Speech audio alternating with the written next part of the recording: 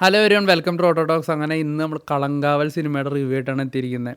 ഒറ്റവാക്കി പറഞ്ഞാൽ മമ്മൂട്ടി ഷോ എന്ന് തന്നെ പറയേണ്ടി വരും. കാരണം ആ ഒരു ആക്ടർ അല്ലെങ്കിൽ ആ ഒരു പെർഫോമറാണ് സിനിമ ത്രൂ ഔട്ട് പിടിച്ചുകൊണ്ട് പോയേക്കുന്നത്. ജിതിൻ കെ ജോസിൻ്റെ ഫസ്റ്റ് ഡയറക്ഷൻ അറ്റംപ്റ്റ് ആയിരുന്നു. അത്യാവശ്യം നല്ല രീതിക്ക് തന്നെ പുള്ളി എടുത്ത് വെച്ചിട്ടുണ്ട്. നമുക്ക് എല്ലാവർക്കും അറിയാം, റിയൽ ആയിട്ട് ഇൻസിഡൻറ്റ് ബേസിലാണ് സിനിമ വന്നേക്കുന്നത് എന്നുള്ളത്. അതിൽ വില്ലനായിട്ടുള്ള ക്യാരക്ടറിൻ്റെ സ്ഥാനത്ത് മമ്മൂട്ടി കസറിയിട്ടുണ്ട്. എന്തും മനുഷ്യനാണെന്ന് നോക്കണേ. കാരണം ഇത്രയും വർഷത്തെ കരിയർ ചെയ്യാത്ത പുതിയൊരു ടൈപ്പ് ഓഫ് റോള്. അതിൽ പുള്ളിയുടെ മാനേഴ്സ്, അതായത് ഇങ്ങനെ പുള്ളിയുടെ ചിരി അല്ലെങ്കിൽ അങ്ങനത്തെ ഓരോ ഗസ്റ്റേഴ്സൊക്കെ ഉണ്ട്. അതൊക്കെ നമ്മൾ സിനിമ കാണുമ്പോൾ നമുക്ക് അങ്ങനെ അറിയാൻ പറ്റും. ആ പടം ത്രൂ ഔട്ട് കിഡുമായിട്ട് നമ്മളെ എൻഗേജ് ചെയ്ത് കൊണ്ടുപോകുന്നത് ആ ഒരു ഒറ്റ ഫാക്ടറാണ്. മമ്മൂട്ടി എന്ന് പറഞ്ഞാൽ ഒരു പെർഫോമർ പിടിച്ചിരുത്തിയെന്ന് തന്നെ പറയാം. അതില്ലായിരുന്നെങ്കിൽ ഈ സിനിമ ഒരു ബിലോ എവറേജ് സിനിമയിൽ പോയേനെ, സീരിയസ്ലി പറയുകയാണ്. കാരണം ഈ ഒരൊറ്റ പെർഫോമർ അല്ലെങ്കിൽ ഈ ഒരൊറ്റ കാസ്റ്റ്, അത് ഈ പുള്ളീനെ എടുത്തുകൊണ്ട് മാത്രമാണ് ഈ സിനിമ ഇത്രയും നല്ലൊരു എക്സ്പീരിയൻസ് കിട്ടിയത്.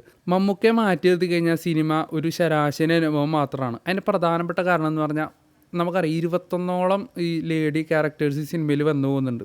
ഇവരുടെ ഒക്കെ കാര്യങ്ങൾ കാണിക്കുന്നതിലൊന്നും ഒട്ടും പഞ്ചില്ല. അതായത് ഒന്ന് രണ്ട് കേസുകൾ മാറ്റി നിർത്തി കഴിഞ്ഞാൽ ബാക്കി ഒന്നിനും ആ ഒരു ഇൻറ്റൻസിറ്റി, ആ ഒരു പഞ്ച് നമുക്ക് പലപ്പോഴും കിട്ടിയില്ല എന്ന് പറയേണ്ടി വരും. പലതും ഇൻകംപ്ലീറ്റ് ആയിട്ട് പോവുകയും ചെയ്തു. സ്റ്റാർട്ടിങ് അടിപൊളിയായിരുന്നു, മമ്മൂട്ടിയുടെ ക്യാരക്ടർ ഇൻട്രഡക്ഷൻ കാര്യങ്ങളൊക്കെ സൂപ്പറായിരുന്നു. പിന്നീട് വിനായകനിലൂടെയാണ് സിനിമ മുൻപോട്ട് പോകുന്നത്. നോൺ ലീനിയർ ആയിട്ടാണ് സിനിമ ആദ്യം മുമ്പോട്ട് പോകുന്നത്. അവിടെ തന്നെ എഡിറ്റിംഗ് അത്യാവശ്യം നന്നായിരുന്നു, പക്ഷേ ക്യാമറ അത്ര ഇമ്പ്രസീവായിട്ട് തോന്നിയില്ല. Sound mixing എം.ആർ. രാജകൃഷ്ണനായിരുന്നു, അടിപൊളിയായിട്ട് ചെയ്തിട്ടുണ്ട്.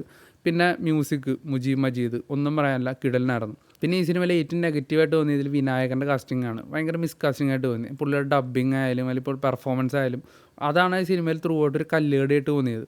ആക്ഷൻ സീക്വൻസിൽ പോലും ആ ഒരു ആ ഒരു ഏച്ചുകെട്ടൽ ഇങ്ങനെ നിൽക്കുന്നുണ്ടായിരുന്നു. പുള്ളി ഒട്ടും ഒരു സ്യൂട്ടായിട്ടില്ല ആ റോളിന് വേണ്ടിയിട്ട്. വേറൊരു ബെറ്റർ ആയിട്ടുള്ള ഒരാളെ കാസ്റ്റ് ചെയ്തിരുന്നെങ്കിൽ കുറച്ചുകൂടി ഈ സിനിമ എൻജോയ് ചെയ്ത് പോകാൻ പറ്റിയിരുന്നു. പുള്ളിയുടെ പോർഷൻസിലാണ് സിനിമ കുറച്ചുകൂടി ഒന്ന് ലോ ആകുന്നത്. ഫസ്റ്റ് ഹാഫ് ക്രൈമും കാര്യങ്ങളൊക്കെ കാണിച്ച് ക്യാരക്ടർ എസ്റ്റാബ്ലിഷ്മെൻറ്റ് കഴിഞ്ഞതിന് ശേഷം ഇൻ്റർവൽ ബ്ലോക്കിലോട്ട് വരുമ്പോഴാണ് സിനിമ വീണ്ടും നല്ല രീതിക്ക് ഹൈ ആവുന്നത്. ഫസ്റ്റ് ഹാഫ് സത്യം പറഞ്ഞാൽ ഒരു ഗഡൽ എക്സ്പീരിയൻസ് ആയിരുന്നു. സെക്കൻഡ് ഹാഫിലോട്ട് വരുമ്പോൾ സിനിമ തിരക്കഥാപരമായിട്ട് കുറച്ച് താഴോട്ട് പോയി വലിയ രീതിയിൽ നമ്മളെ പിടിച്ചിരുത്താത്തൊരു സാഹചര്യം വരികയുണ്ടായി. ക്ലൈമാക്സും അങ്ങനെ ഒട്ടും സാറ്റിസ്ഫൈ ആയിട്ടില്ല. പക്ഷേ അവിടെയൊക്കെ സിനിമയിൽ ഒരു പ്ലസ് ഫാക്ടർ എന്ന് പറയുന്നത്, അല്ലെങ്കിൽ ഒരു പോസിറ്റീവ് ഫാക്ടർ എന്ന് പറയുന്നത് മമ്മൂട്ടി തന്നെയായിരുന്നു.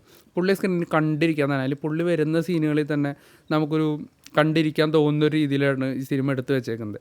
അപ്പോൾ അതാണ് ഞാൻ ഫസ്റ്റ് തന്നെ പറഞ്ഞത്, മമ്മൂട്ടി എന്ന് പറഞ്ഞ ഫാക്ടർ മാറ്റി നിർത്തി കഴിഞ്ഞാൽ സിനിമയിൽ വലുതായിട്ട് നല്ല കാര്യങ്ങളൊന്നുമില്ല. ഒരു ഫസ്റ്റ് ഡയറക്ടോറിയൽ അറ്റംപ്റ്റ് എന്ന രീതിക്ക് ജിതിൻ കെ ജോസിൻ്റെ ഒരു നല്ലൊരു വർക്കായിട്ട് തന്നെ പറയാനുണ്ട്. പക്ഷേ ടോട്ടലി നോക്കുമ്പോൾ കുറച്ചുകൂടിയും ബെറ്റർ ആക്കാമായിരുന്നു, അല്ലെങ്കിൽ കുറേ കൂടിയൊക്കെ നന്നാക്കാമായിരുന്ന ഒരു സിനിമയായിട്ടാണ് തോന്നിയത്. എന്തായാലും തിയേറ്ററിൽ നിന്ന് കാണാൻ പറ്റുന്ന ഒരു സിനിമ തന്നെയാണ്, ഒരു വെറൈറ്റി എക്സ്പീരിയൻസ് ആയിരിക്കും. അപ്പോൾ എന്തായാലും റേറ്റിംഗ് പറയുകയാണെങ്കിൽ ഒരു 3 ഔട്ട് ഓഫ് 5 ഒക്കെ നമുക്ക് റേറ്റിംഗ് കൊടുക്കാം.